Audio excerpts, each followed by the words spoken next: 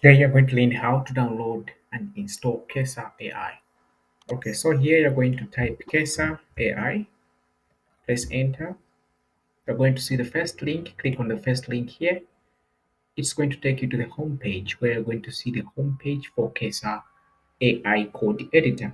And on top here, as you can see, you have the download button for Windows computers, and also down here you have the other button. You can scroll down just to read more about Kesa AI, but yeah, this is where you need to be. You can click on the download for Windows. When you click on this, it will automatically start downloading here, Kesa setup. This is the file that we need to download. On top here, it shows us that it's done downloading, so we can close this and come to uh, File Explorer here and come to Downloads. You're going to see it here. For you to be able to install it, just double click on it, and immediately it will start installing just like that.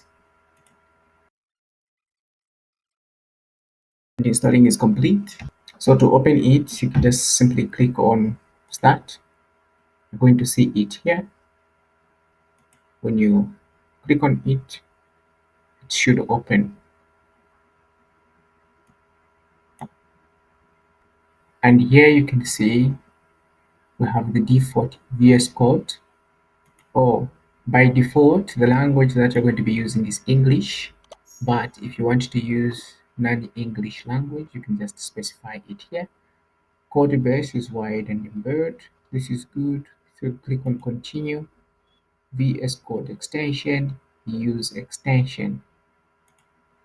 So what I'll do here to log in, I'll just click on log in.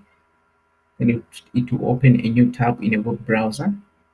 If you're going to log in with your Google account, or if you have an email, if you already have an account, you can just do that.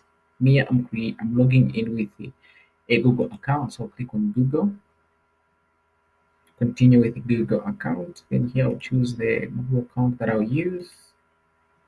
And just like that, it will take me here. I'll click on continue. When you do that, you will be logged in into Kesa desktop. So just click on yes, log in. All set, feel free to return to Kesa. And here we can now go back. You're going to see that it opens like this. And from here, you can open a folder, you can open anything.